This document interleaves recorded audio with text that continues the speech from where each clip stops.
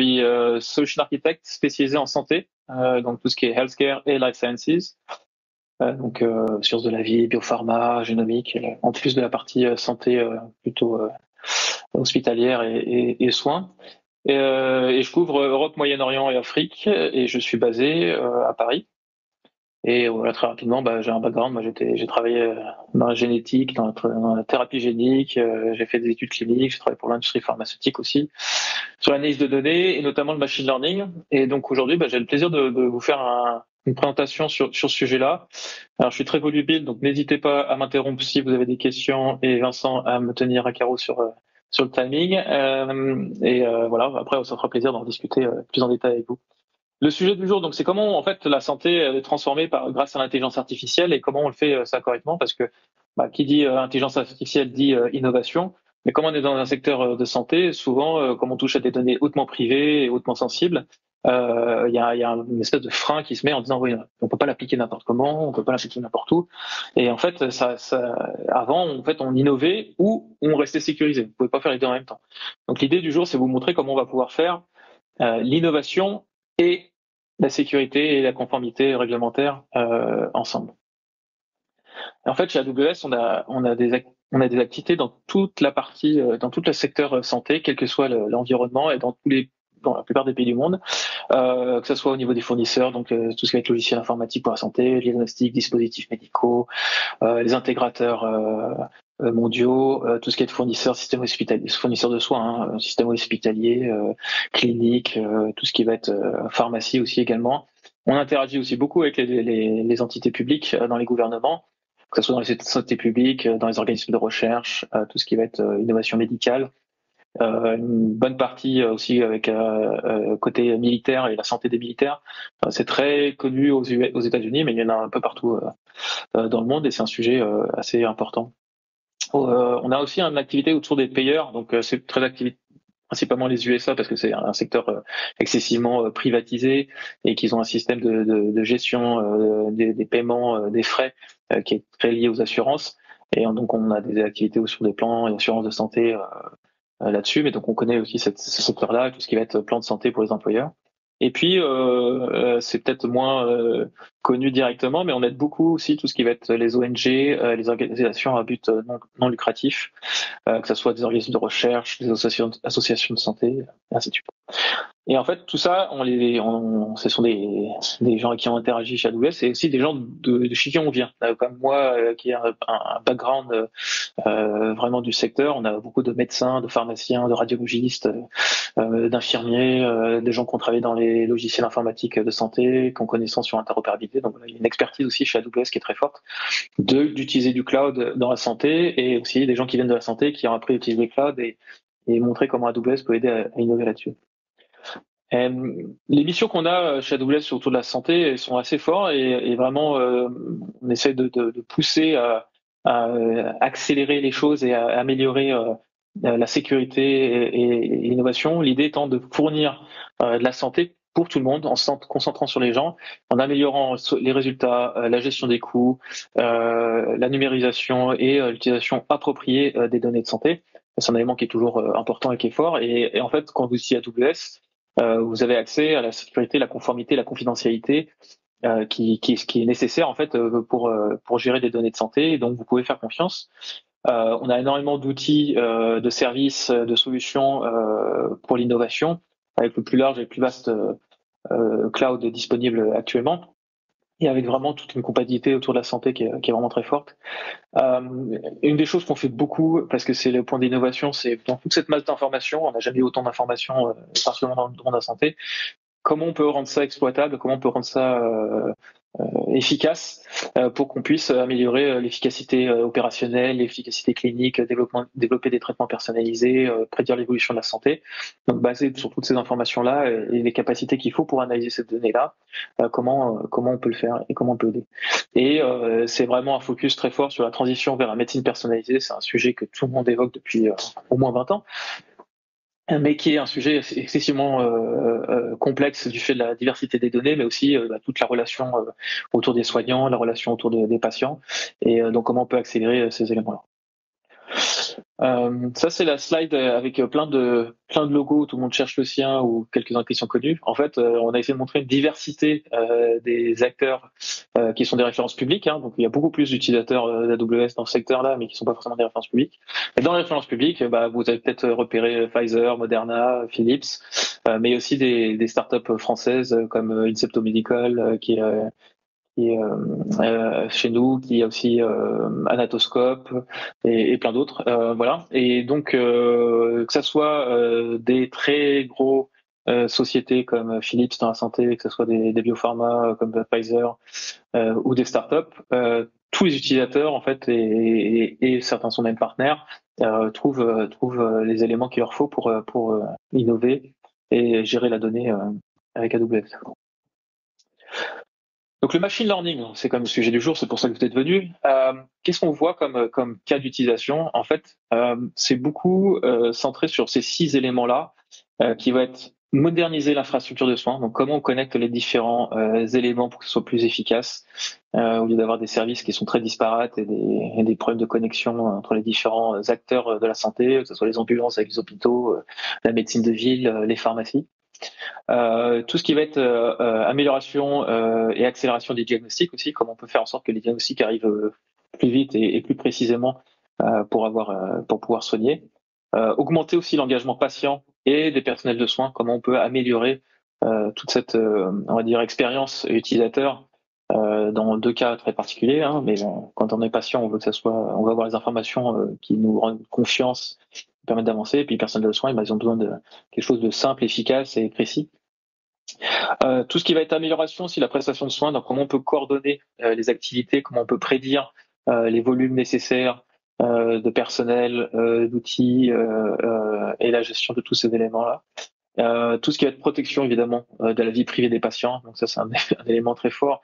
Et ça veut dire concrètement comment je peux m'assurer qu'il n'y ait pas de fuite de données, comment je peux m'assurer qu'il n'y ait pas des données personnelles qui soient accessibles par des personnes qui ne sont pas autorisées, ou s'assurer qu'on a les bons niveaux d'accès et comment on peut automatiser ça, et en utilisant aussi du machine learning pour détecter ces informations-là.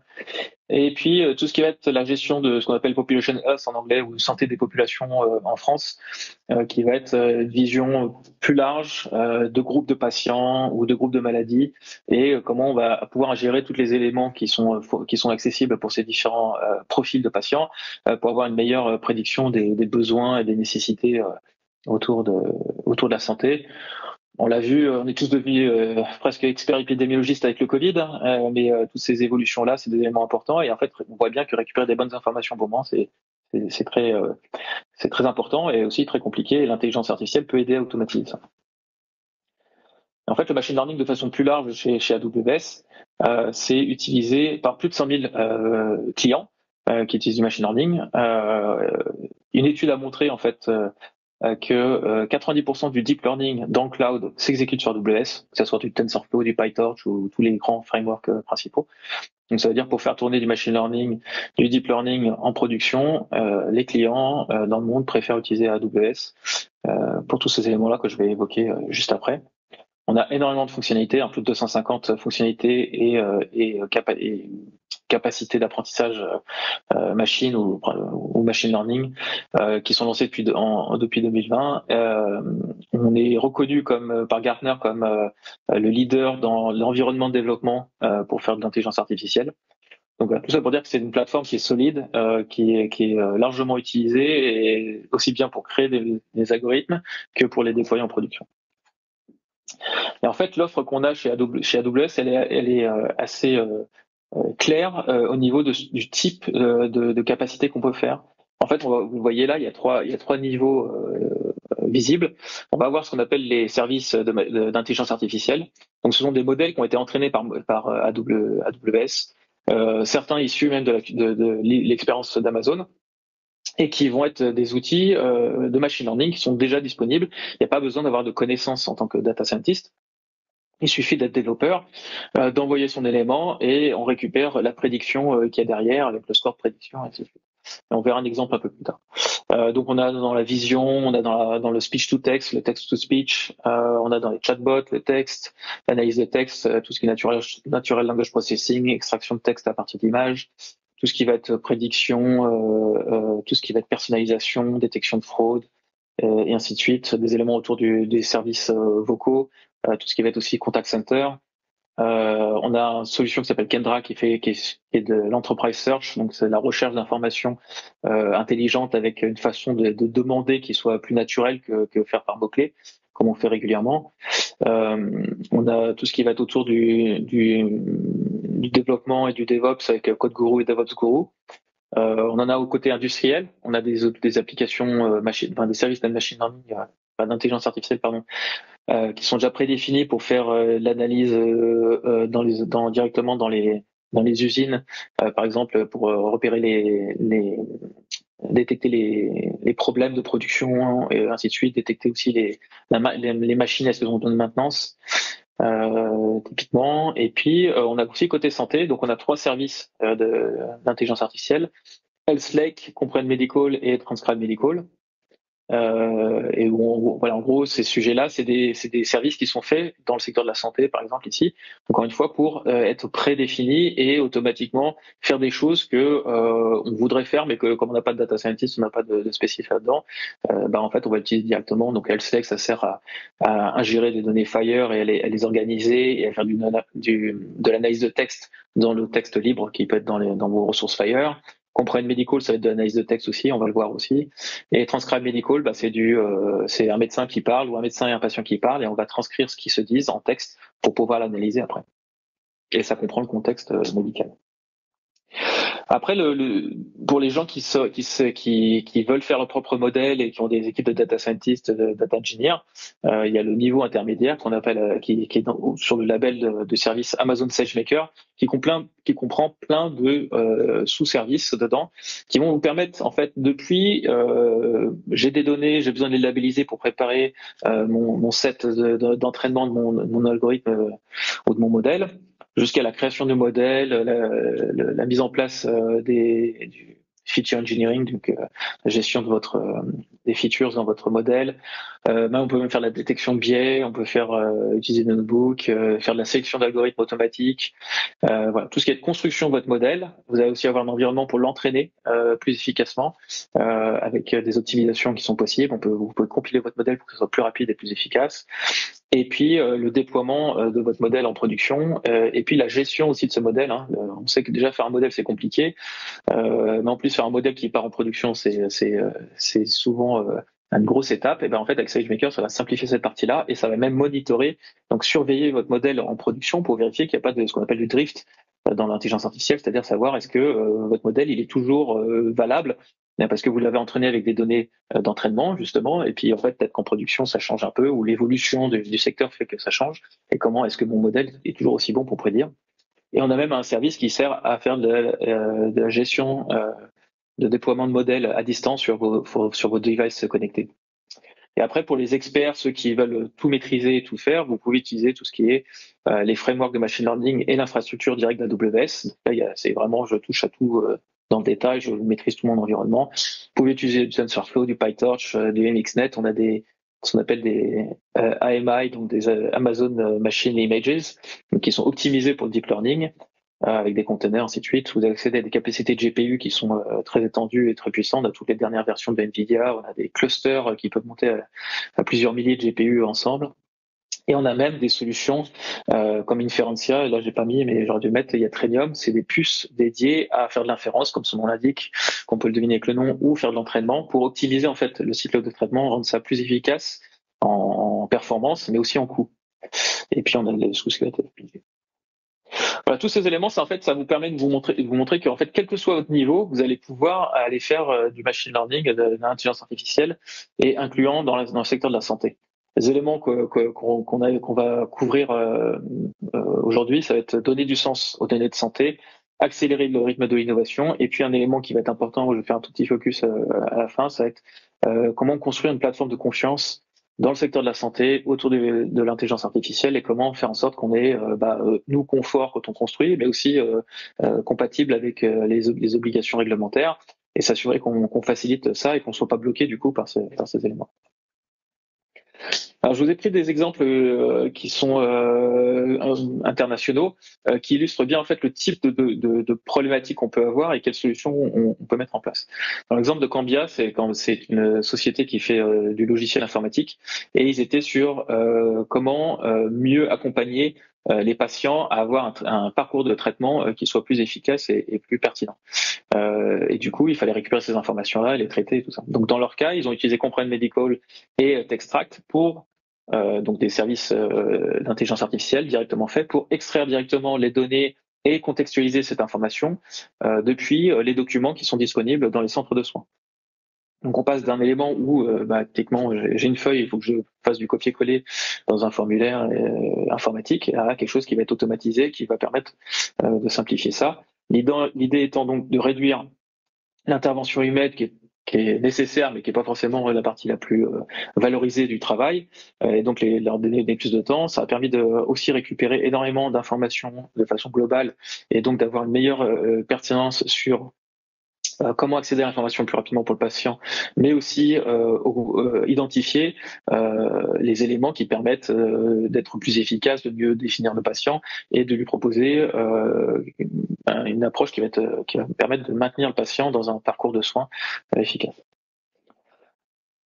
Un autre exemple que j'aime beaucoup, c'est Beth Israel, qui est aux États-Unis, qui est un medical center, comme vous pouvez lire, avec qui on a travaillé beaucoup sur plein de use cases, notamment celui-là, et c'était sur l'inefficacité de la gestion dans la partie en fait quand vous faites une opération en chirurgie, vous êtes obligé de vérifier les consentements du patient et s'assurer que tout ça c'était fait manuellement, avec éventuellement des erreurs qui allaient retarder la mise en place de l'opération, voilà tout ça. Et donc en fait l'idée qu'ils ont eue, c'était de prendre les éléments des formulaires qu'ils avaient et utiliser et le consentement des patients et utiliser des algorithmes de machine learning pour identifier que le formulaire était correctement rempli, qu'il y avait tous les éléments nécessaires et que c'était cohérent avec les autres informations qu'ils pouvaient avoir en dehors. C'est-à-dire qu'on a un document papier, on a des documents dans un logiciel de dossier patient. Est-ce que les éléments sont reliés entre eux? Est-ce qu'ils sont pertinents? Et donc ça a permis énormément de réduire donc les tâches dans le centre de santé, mais aussi éviter la perte de productivité. Parce que si on a un décalage, ça impacte toute la chaîne. Si on commence la journée avec déjà 1 heure de décalage parce que le consentement il n'a pas été fait comme il faut, ou ça peut même poser des problèmes légaux, ça va impacter tout le monde. On a fait aussi avec la pandémie et Covid-19, en fait, il y a énormément, je ne sais pas si vous avez suivi dans le détail, mais il y a énormément d'articles scientifiques qui sont sortis, médicaux et scientifiques. Et en fait, on a proposé cette plateforme qui s'appelle Core19, qui est pour de la recherche et développement en Covid, pour centraliser, analyser tous les articles qui sont sortis dans le Lancet, dans le New England Journal et Nature et tous les éléments scientifiques, pour permettre aux chercheurs de facilement aller taper leurs questions et récupérer de façon pertinente l'information. Derrière, c'est un algorithme d'intelligence artificielle qui va aller traduire votre requête et aller récupérer les informations qui sont contextuellement intéressantes. Donc, c'est pas du keyword, c'est vraiment de l'analyse de requête. Je regarde le timing, ouais, c'est bon. Cerner, donc je sais pas si vous connaissez Cerner, c'est un énorme éditeur de logiciels de dossiers patients, d'EHR, très très présent dans le monde. Et en fait, ils ont fait un partenariat stratégique avec AWS, et notamment sur un élément qui était beaucoup demandé, c'était comment identifier la survenance de maladies chroniques. Et là, dans ce cas-là, c'était l'insuffisance cardiaque congestive plus tôt. C'est-à-dire qu'avec tous les éléments comme eux, ils récupèrent les données des dossiers patients au fur et à mesure dans l'hôpital. Est-ce qu'ils peuvent prédire en fait s'il y a une maladie chronique qui est en train de se développer avant même qu'elle soit identifiée et diagnostiquée par un médecin?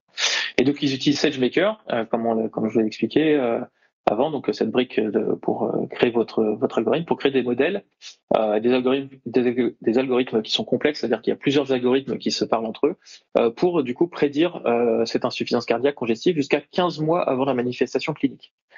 C'est-à-dire qu'en fait, ça va permettre à un médecin, concrètement avec ça, éventuellement jusqu'à 15 mois avant qu'il ait des signes avant-coureurs, son patient vient me voir en disant je me sens pas bien docteur, de pouvoir commencer à évaluer et à prévenir et essayer d'éviter que la maladie intervienne. Donc ces éléments-là, ça paraît trivial comme ça, mais en fait dans la réalité, l'impact pour les patients et pour les médecins est énorme. C'est-à-dire qu'au lieu de faire du soin quand c'est trop tard, on le fait de la prévention et on est plus dans une approche de qualité de vie que dans une approche de solution. Une autre startup, pour une fois, là c'est une startup qui s'appelle AIDoc, je ne sais pas si vous connaissez, qui est une startup israélienne avec une énorme activité internationale et qui sont notamment aux États-Unis, c'est validé par l'FDA, leur algorithme. Ils utilisent donc ils ont plein d'outils, plein de modèles pour différents cas. Et dans ce cas-là, en fait, c'est sur l'analyse en fait de tomodensitogramme.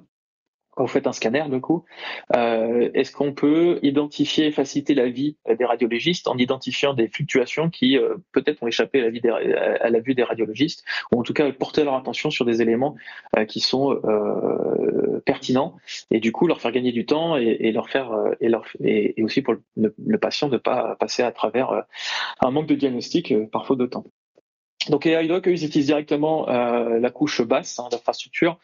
Ils utilisent eux directement des instances EC2, donc des machines virtuelles avec des GPU qu'on appelle P2, P3. On a sorti P4 il y a pas longtemps, qui est une nouvelle édition avec les nouveaux GPU Nvidia, pour récupérer ces informations et identifier des anomalies, hiérarchiser les cas et baser sur le cas du patient, mais aussi sur l'expérience sur tous les autres cas.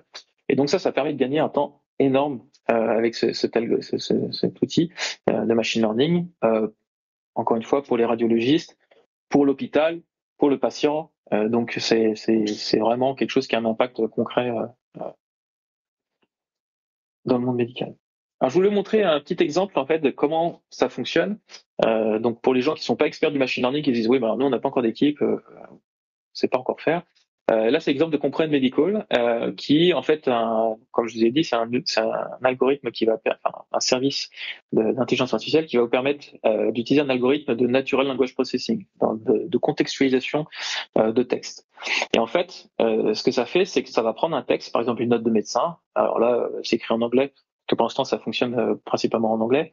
Mais là, il dit c'est patient, donc une patiente, une mère de 40 ans, qui a des problèmes de sommeil, qui prend un médicament et ainsi de suite. En fait, cette information-là, si vous le faites dans le monde médical classique, il vous faut un medical coder, un codeur médical qui va faire du SIM10 ou de l'ICD-10 pour aller chercher l'information, analyser c'est quoi le médicament et tout ça. Donc ça demande beaucoup de travail. En fait, avec Comprehend Medical, vous allez tout de suite en fait avoir sous forme. Alors là, c'est représentation visuelle, mais derrière, c'est structuré sous forme de JSON. Ça va vous permettre de voir la contextualisation. Donc là, vous voyez bien qu'il identifie une med vivante. Ah, c'est le nom d'un médicament. Il y a un dosage, il y a une route, il y a une fréquence de prise de médicaments. Et en fait, tous ces éléments-là vont être disponibles. Et puis, vous pouvez aussi avoir du code de diagnostic en ICD-10 et ainsi de suite. Concrètement, comment on fait ça? Je vous montre un exemple. Là, c'est un exemple en fait où on va utiliser Comprehend Medical avec Recognition, qui est notre outil d'analyse d'image, pour anonymiser en fait des images de rayon X. Et donc, vous voyez en haut à gauche, là, en fait, il y a toujours le nom de la personne, la date, et ainsi de suite. Et en fait, là, dans cet élément-là, on va prendre l'image, on va utiliser un environnement qu'on appelle Lambda qui va exécuter du code, qui va appeler Recognition pour, depuis Recognition, extraire le texte qu'il identifie dans l'image. Puis après, il va envoyer le texte à Comprehend Medical pour lui demander détecte-moi s'il y a des données personnelles dedans. Et s'il y a des données personnelles, la fonction lambda, elle va aller mettre un petit carré rouge, un rectangle rouge, là où il y a des données identifiées comme personnelles, et on l'a traité.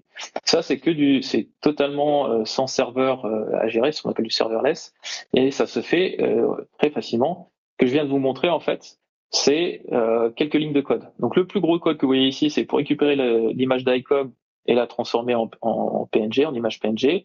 On la stocke dans un bucket S3. Ce que vous voyez ici, c'est je demande à Recognition de détecter du texte et l'image, la voilà. Et je récupère la réponse dans la réponse et puis je vais lui demander de détecter les événements où il y a écrit texte et je vais le stocker dans le texte. ce texte détecté, je vais l'envoyer dans Comprehend Medical qui est ici et je vais lui demander de détecter des données PHI, donc de Personal Health Information, donc des données personnelles de santé, et il va me renvoyer la liste des informations qu'il a. Et pour chaque élément de la liste, je vais mettre un petit rectangle. Donc voilà, pour vous, pour les développeurs, pour jamais chez vos développeurs ou si vous-même vous êtes développeur, vous n'avez jamais fait ce genre d'algorithme-là, en fait, avec juste un appel API, vous avez accédé à cette information-là et vous êtes passé de quelque chose qui nécessiterait de le faire à la main à quelque chose qui est automatisé et c'est très efficace et il n'y a pas beaucoup plus à faire que ça. Donc j'ai essayé de vous présenter tous les cas, un nombre de cas. Je peux parler pendant longtemps là-dessus. D'ailleurs, je vois le temps, il faut que je me presse. Il y a beaucoup de cas en fait qui existent dans le secteur de la santé. Mais il y a un élément que je voulais vous évoquer parce que je pense que c'est un élément qui est souvent vu comme en second temps, mais qui est vraiment important, c'est comment construire une plateforme de confiance. En fait, quand vous allez utiliser AWS, il n'y a pas d'environnement spécifique santé. Parce qu'en fait, vous bénéficiez automatiquement des certifications de toutes les industries et de tous les pays avec qui on travaille. Donc, que ce soit au niveau global, les normes ISO et ainsi de suite, les normes de finance avec le PCI DSS. Par pays, on a toutes les différentes réglementations par domaine, que ce soit militaire, que ce soit éducation, que ce soit santé. Aux US, vous avez IPA, dans le pharma, vous avez GXP, en France, vous avez HDS qui est ici, en Allemagne, c'est C5. En fait, quand vous utilisez AWS, vous bénéficiez de ces différents éléments avec la couverture par région, par service et ainsi de suite, et qui permet du coup d'avoir une plateforme qui est déjà validée et conforme, en tout cas pour la partie que nous on gère. Après, on veut construire dessus. Donc là, ce qu'on recommande nous, c'est de faire du DevSecOps, c'est-à-dire intégrer la sécurité et la compliance depuis le début de votre projet, depuis le développement, pour que quand vous mettez en place vos services, ils soient automatiquement déjà pré-conformes, on va dire, en tout cas une bonne partie de la documentation nécessaire à la conformité soit faite. Et comme vous savez sûrement, il y a tout ce qui est logiciel comme objet connecté de santé, donc Software as a Medical Device, qui est une réglementation qui est disponible avec DIA mais aussi en Europe, qui inclut du coup le machine learning. Et du coup, on a besoin de faire aussi bien une application qui est sécurisée que la partie machine learning. Donc c'est pour ça que je voulais vous montrer aujourd'hui rapidement tout ce qui va être ce qu'on appelle le MLOps, Machine Learning Ops. C'est-à-dire je crée du machine learning, mais qui est contrôlé suffisamment complètement, comme le DevSecOps, pour permettre d'être prêt pour avoir une conformité réglementaire. Donc quand on fait du machine learning, on va avoir une étape de data préparation, on va avoir une étape de feature engineering, on va stocker les informations, on va faire l'entraînement et du fine-tuning de votre modèle, donc l'optimisation de votre modèle. On va stocker tous ces éléments-là. On va après sauvegarder son modèle, définir que c'est le bon, et puis on va le mettre en production, on va le déployer et on va le mettre dans des environnements définis. Donc tout ça, c'est les éléments que vous allez faire étape par étape qui sont nécessaires. L'idée du MLOps, en fait, c'est d'aller, et après il y a tout le monitoring, j'ai oublié. L'idée du MLOps, c'est en fait de coordonner tous ces éléments-là ensemble pour que à chaque fois que vous faites un nouveau modèle, en fait, vous avez l'intégralité des éléments et de traçabilité qui sont nécessaires pour la partie conformité, mais aussi comme vous êtes une entreprise de santé, vous êtes souvent dans le secteur santé, c'est des gens qui sont passionnés du domaine et qui viennent de ce domaine-là, vous avez à cœur de bien faire pour vos patients, pour l'expérience des patients et des personnels de soins. C'est aussi leur montrer que la compliance c'est pas un objectif, en fait c'est le minimum auquel on doit atteindre. On est dans une démarche de contrôle maximisé et d'automatisation de tous ces éléments-là pour faire. Donc là, il y a SageMaker, il a une feature, il a un service qui s'appelle SageMaker Pipelines, qui vous permet en fait de coordonner tous ces éléments-là pour qu'à chaque fois que vous faites une modification, ça soit totalement coordonné et tracé. Donc cet élément de MLOps, ça c'est une des façons de le faire, il y en a plein d'autres, mais c'est quelque chose, le MLOps c'est quelque chose que vous devez absolument penser quand vous faites ça depuis le début, parce que c'est un élément de confiance pour vos clients et pour les patients en bout de chaîne. SageMaker Pipeline, c'est un SDK en Python qui permet de construire rapidement vos workflows machine learning. Donc, il n'y a même pas besoin de faire du clic-bouton, vous pouvez tout faire en code. Ça vous permet de cataloguer vos modèles, ça permet aussi de tracer les liens de vos différents éléments que vous produisez dans votre chaîne de développement en continu. Et ça va vraiment vous permettre d'accélérer en fait toute cette mise en place de l'innovation et de la maîtrise. Par contre, je me suis pas arrêté pour poser des questions. Je suis désolé, je suis plus dans mon flux. Je voulais juste terminer là-dessus, et je prendrai toutes vos questions après, sur la convergence qu'on voit en fait actuellement. Avant, il y avait le monde du HPC qui faisait leurs calculs, qui étaient dans les gros supercalculateurs et ainsi de suite. Et bon, c'était réservé une certaine population qui maîtrisait ces environnements-là, et qui avait accès à des environnements HPC. Le HPC, c'est un gros sujet aussi sur AWS.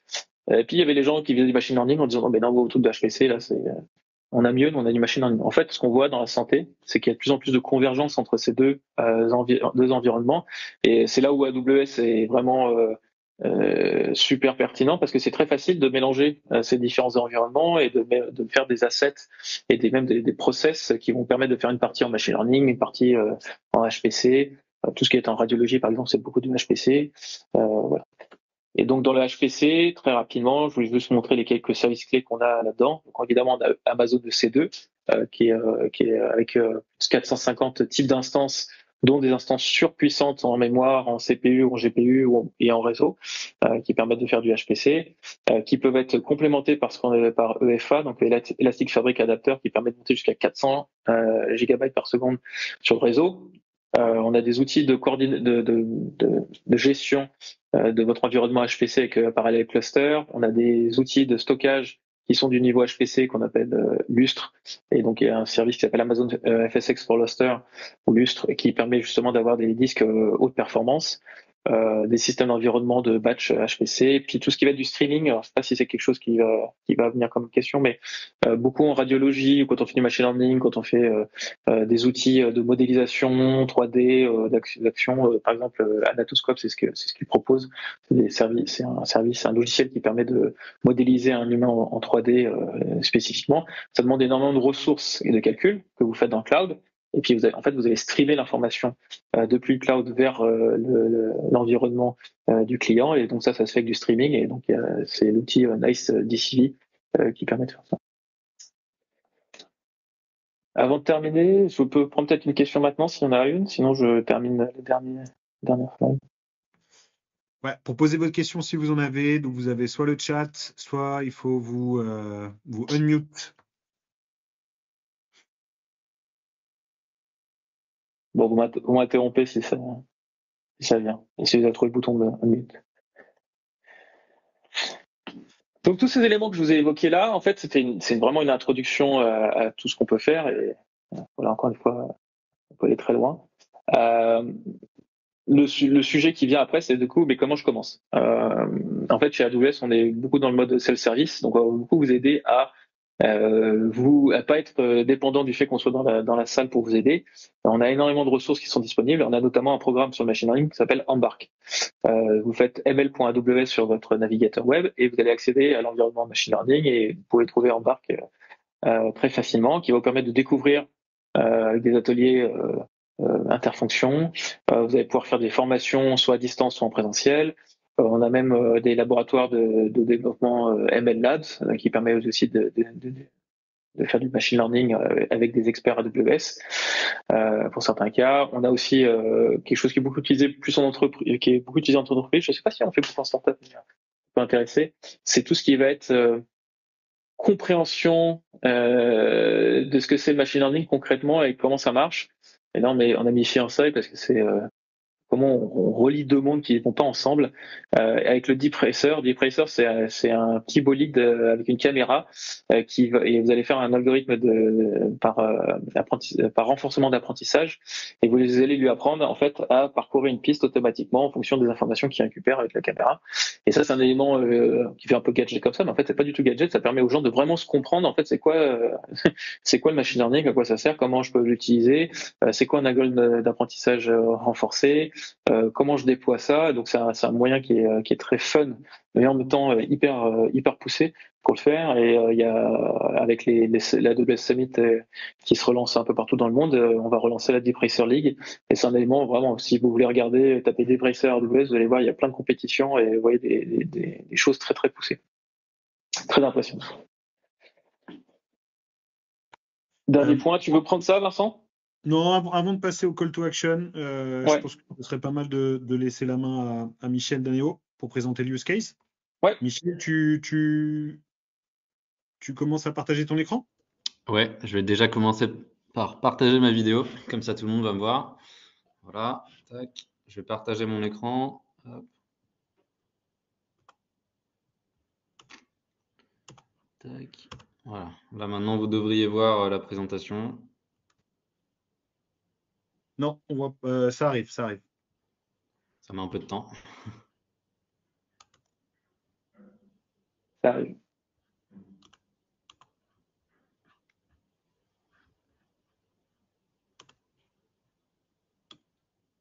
Hop, ça devrait être bon là, non? Attends, attends, Ça mouline. ouais. C'est bon. C'est bon là? Ouais, Ouais. on voit ton écran. Très bien. Bon, ben, déjà, je vais commencer par me présenter. En tout cas, merci Patrick pour cette présentation. Je trouve ça extrêmement intéressant. Donc, je vais me présenter. Michel Remise. Ça fait maintenant, alors déjà, je suis senior data scientist chez Aneo. Ça fait plus de 6 ans que je travaille dans le domaine de l'intelligence artificielle. J'ai commencé principalement sur de la reconnaissance vocale. Et j'ai bifurqué vers le monde de la computer vision sur l'analyse d'images. Euh, donc voilà, globalement, j'ai une expertise très orientée deep learning et plus récemment sur le cloud. Pour faire le lien du coup avec la présentation de Patrick, je vais vous présenter Aneo, qui fait partie de la communauté internationale de partenaires AWS. Entre autres, ce qu'on fait, c'est qu'on aide nos clients à profiter de tout ce que AWS a à leur offrir. Donc, par exemple, on va accélérer la transition de nos clients vers le cloud pour commencer. Aussi, on peut accroître leur agilité ou même on peut aussi réduire leur coût de consommation cloud. Donc, concernant l'agenda, j'ai 10 minutes pour vous présenter Aneo en tant que partenaire AWS, ce qu'on apporte à nos clients, les réponses aux questions que vous posez et que vous poserez sûrement en tant que startup qui commence avec AWS ou qui déjà travaille avec ce cloud provider.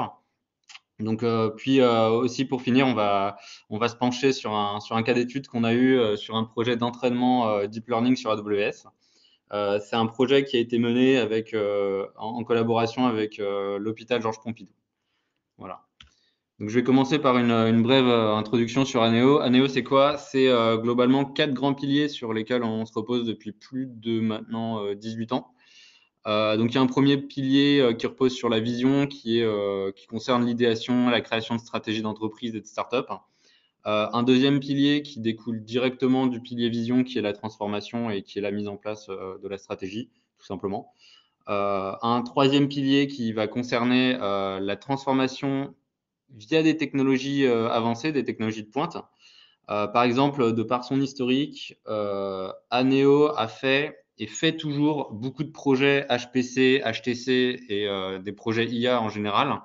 Et au bout d'un moment, c'est faire ressentir le besoin de migrer notre expertise vers le cloud. Donc actuellement, on facilite par le biais de ce partenariat avec AWS, par exemple l'intégration, le déploiement, la gestion du scaling pour nos clients. Euh, Tous ces 3 piliers-là ont besoin de structuration, si je peux dire. Donc on a un quatrième pilier qui est le pilotage, par exemple par la valeur, par projet, par portfolio. Donc voilà globalement comment on accompagne les entreprises et les startups de manière verticale. Maintenant, concernant la répartition de nos services et piliers, bah, on est principalement sur de la transformation et de l'accompagnement sur de la techno de pointe, en incluant bien sûr là-dedans le cloud. Euh, Par rapport à la répartition au niveau des secteurs d'activité, on a une bonne moitié qui porte sur les banques et les assurances et une autre moitié sur l'industrie et le healthcare. Voilà. Donc, ce qu'il faut savoir, c'est qu'on n'accompagne pas seulement les startups sur les technos, mais on intervient suivant tous les piliers que j'ai présentés. Donc, ce qu'on fait en général, c'est qu'en premier lieu, on définit un business, enfin, on fait la définition du business model. On définit aussi la stratégie cloud et la roadmap technique, puis la stratégie d'exécution. Ensuite, on apporte aussi, ce qu'il faut savoir, c'est qu'on apporte aussi un réel support pour la construction et la gestion des coûts sous AWS, et qu'on ait aussi un support armé concernant le développement et l'implémentation des briques AWS. Donc théoriquement, on devrait s'arrêter en 5. Ici, il y a plusieurs choix. Soit on va en prod, ou soit on refine le projet R&D pour refaire une itération POC. Donc au final, du 6, ici, on irait en 1. En général, Aneo, de par son historique, a plus l'habitude de travailler de manière collaborative sur plusieurs sujets en même temps, quitte à refiner les projets. Voilà, donc il faut imaginer ça comme un cycle continuel. Concrètement, Aneo sur l'industrie du healthcare, concrètement c'est quoi? C'est des portes ouvertes sur des gros acteurs. Donc c'est aussi des collaborations, notamment avec des hôpitaux comme la PHP, l'IHU de Marseille, l'hôpital Georges Pompidou. Alors eux, ils ont vraiment ils ont des modes de fonctionnement un peu particuliers. Ils se comportent un peu comme des micro startups. Donc, on accompagne aussi des startups de manière spécifique, des fois avec des incubateurs et très souvent avec le partenariat AWS. Donc maintenant, je vais passer sur les questions que vous pouvez vous poser en tant que startup quand vous commencez avec AWS ou quand vous utilisez AWS. Donc, parmi les questions qu'on traite souvent pour nos clients, la première qui revient très souvent, c'est comment est-ce qu'on construit et qu'on déploie des process data-driven en IA. Pour ça, Patrick en a parlé, Aneo utilise des services comme SageMaker. Donc on utilise les outils standards AWS, les services majoritairement utilisés pour faire de l'IA dans le cloud. Une autre question qu'on traite aussi, c'est la gestion des coûts. Ça, c'est extrêmement important. C'est l'optimisation des coûts, la levée d'alerte pour éviter la surconsommation, par exemple. Et d'ailleurs, le use case dont je vais parler juste après concerne l'optimisation des coûts. Il y a aussi une question de sécurisation des données sensibles. Donc cette question-là, elle va revenir souvent et Patrick en a parlé aussi. Donc ça, c'est notamment lié à des contraintes réglementaires comme HDS en France. Donc Aneo va renforcer au final, on renforce souvent cette sécurité en utilisant par exemple ce qu'on appelle des IAM, des Identity and Access Management Policies, donc des IAM qui vont être restrictives. On va détecter par exemple des patterns d'accès sur cette donnée sensible et on va transformer des informations personnelles et identifiables. Voilà. Donc ça ressemble au final un peu à ce que vous a montré Patrick juste avant. Un dernier thème aussi qu'on traite souvent, c'est le scaling des charges de calcul, comme par exemple des entraînements ML. Je pense que si vous travaillez dans le domaine de l'IA, vous êtes souvent amené à entraîner des modèles, à tuner vos modèles, à tuner les hyperparamètres. Du coup, ce qu'on fait, c'est qu'on travaille souvent chez Aneo avec des flottes d'instances EC2 pour entraîner nos modèles. Maintenant, je vais parler du use case. On rentre dans le vif du sujet. Donc, le cas d'usage que je vais vous partager, il a été effectué en collaboration avec l'hôpital Georges Pompidou, qui est l'hôpital. Alors, on a travaillé principalement avec eux dans le secteur de l'anatomie pathologie. Et je vais vous montrer comment est-ce qu'on a réussi à optimiser et à réduire leur coût de consommation cloud de 70%. Le contexte, pour faire simple, l'HEGP est en train et engage un certain nombre de démarches pour automatiser l'évaluation du pronostic des patients atteints de cancer. Alors ici, on va parler exclusivement de cancer dans la sphère ORL. Et ce projet traite en particulier des cancers liés à une infection au papillomavirus humain, ce qu'on appelle plus communément le HPV. C'est le shortcut pour ça. Donc aujourd'hui, les analyses se font par des histopathologues qui font des analyses à l'œil nu au microscope par observation de lames de coupe de biopsie. Et ils souhaitent automatiser ces analyses. Donc, ils souhaitent un système qui est capable d'effectuer une analyse histopathologique qui va être précise pour déterminer si le patient est un bon ou un mauvais pronostic. Voilà. Donc, pour ça, on a travaillé avec eux pour créer des modèles deep learning qui vont être des modèles de segmentation. Et voilà. Hop. Donc, ça, c'est pour le contexte. Maintenant, je vais passer sur les objectifs. Donc, les objectifs qu'on avait avec eux, c'était d'une part d'entraîner des modèles de deep learning. Donc par entraîner, j'entends tuner les hyperparamètres des modèles, par exemple sur là dans ce cas-là sur des datasets qui étaient volumineux. Tout ça sur le cloud AWS. L'avantage sur ce projet, c'est que AWS procure une grande flexibilité. C'est AWS met à disposition des environnements et des machines GPU qui vont être directement utilisables. Donc ça a été vraiment un des gros facteurs qui a influencé l'HEGP à travailler sur AWS avec nous. Un autre avantage, c'est aussi que avec AWS, on dispose de machines dernier cri avec un hardware GPU qui est à jour. Patrick l'avait évoqué aussi. Donc ça, c'est quand même agréable de travailler avec des très grosses machines qui vont nous permettre de délivrer très rapidement des modèles optimaux. Et ça, c'est des choses qu'ont pas forcément les hôpitaux. Ils n'ont pas forcément des approches très data-centriques et pas forcément les flottes de calcul qui permettent de faire tous ces apprentissages. Surtout quand on parle de modèles deep learning qui sont assez greedy en termes de ressources. Alors, concernant l'approche qu'on a prise, c'était de concevoir une solution à base de spot instances.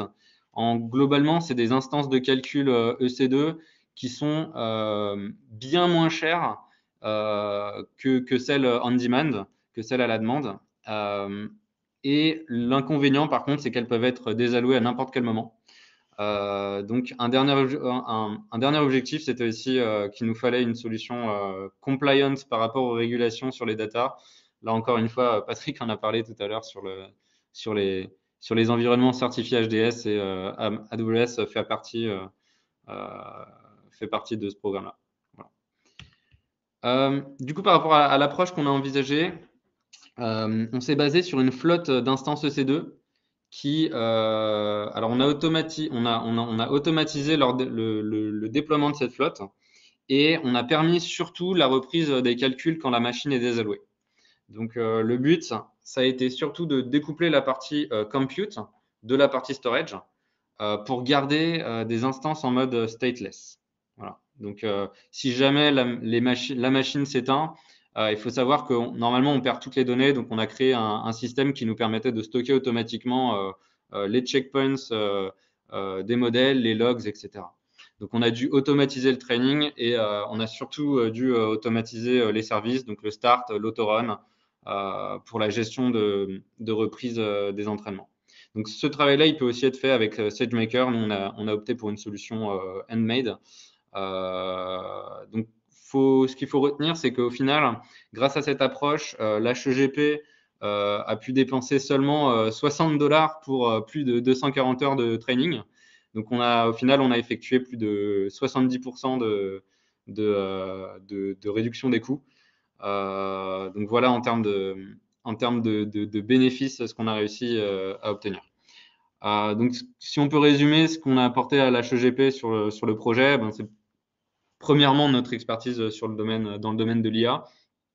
Deuxièmement, c'est notre expertise cloud sur AWS pour leur permettre une gestion des coûts et justement avoir ces choses-là en tête parce que ça peut très vite chiffrer quand on travaille avec des grosses machines, surtout des machines GPU. Et ensuite, bien sûr, c'est les bénéfices qu'on a sur l'allègement du travail des histopatologues. Voilà. Voilà, donc globalement, j'ai fini sur le use case. J'espère que ça vous a permis de vous mettre en situation et de voir, de comprendre notre activité sur le périmètre du cloud, de l'IA et autres. Voilà. Si vous avez des questions, n'hésitez pas. Sinon, je repasse la main à Vincent. Yes. Moi, c'est assez rapide pour conclure. C'est comment est-ce qu'on peut faire pour vous aider sur les prochaines étapes. Du coup, avant de finir le call sur cette partie-là, est-ce que l'un d'entre vous aurait des questions ou même des remarques sur la présentation d'aujourd'hui? Est-ce que vous êtes tous prêts à faire de l'intelligence artificielle sur AWS dès maintenant?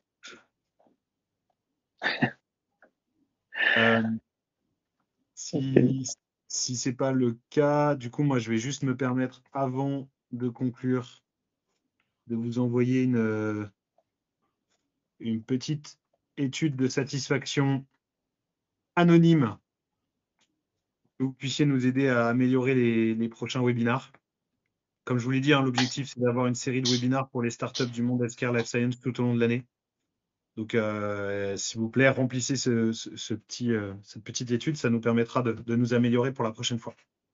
Ouais. Donc, si vous vous posez la question de comment est-ce que AWS peut vous aider à avancer, vous avez pour moi deux parties. Donc, la première partie, c'est quel est l'accompagnement, les ressources qu'AWS, donc ça, c'est la partie du haut. Et la partie du bas, c'est les compétences et les personnes qui peuvent vous aider.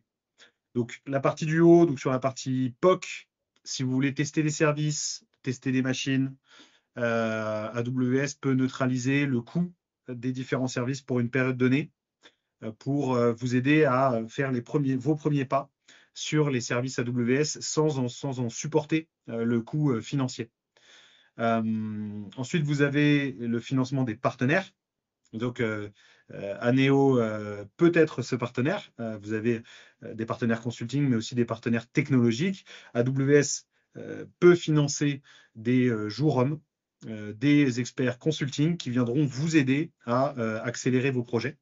Donc, soit sur un accompagnement à un POC, partner funding, mais aussi sur des accompagnements plus long terme. Par exemple, mettre en place une stratégie HPC, AIML, pour ma startup sur tel ou tel use case. Et à ce moment-là, AWS va cofinancer un programme de manière un petit peu plus ambitieuse.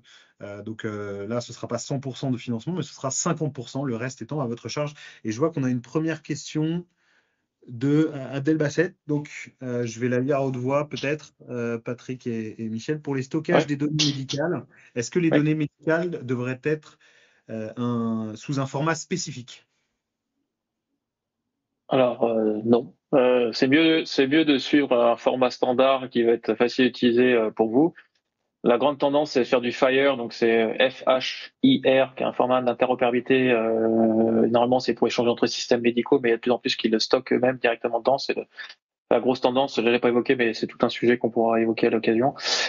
C'est bien de stocker dans un format qui est proche du médical. Après, au format technologique, là, ça va être typiquement ce qu'a expliqué Michel, c'est sur la performance. On va aller chercher des formats techniques qui sont optimisés, genre Parquet ou des choses comme ça, selon votre cas, votre use case. Si vous avez la génomique, il y a Petagen qui fait des algorithmes de compression et tout ça. Donc là, c'est cas par cas, en fait.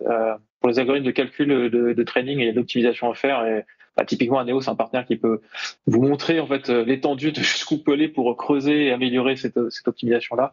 Mais après, sur la partie métier, non, il faut essayer de pas trop toucher à la donnée. Moi, je trouve, vaut mieux l'enrichir ou la connecter à d'autres ou faire des knowledge graphs, mais pas trop modifier parce que voilà, la contextualisation fait que ça change tout. Hein. Et je donne juste un exemple pour que ça vous percute à chaque fois que vous y pensez à ça. Si je vous donne un chiffre comme 60, vous savez pas ce que c'est. Si je vous dis que c'est une fréquence cardiaque, vous dites c'est pas mal. Si vous donnez 60 à une fréquence cardiaque avec un cardiologue, il va dire j'ai besoin de plus d'informations. Un neurologue, il dit c'est largement suffisant.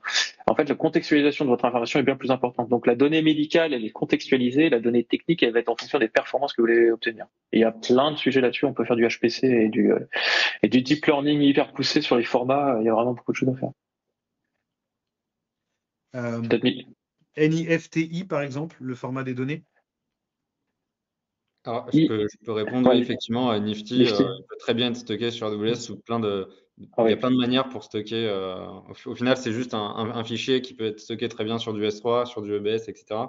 Et que ce soit du Nifty, du DCOM ou peu importe, tout passe. Ouais. Il y a Omar qui pose une question, est-ce que toutes les solutions de AWS sont HDS ou il faut choisir en option et que le niveau HDS qui est supporté?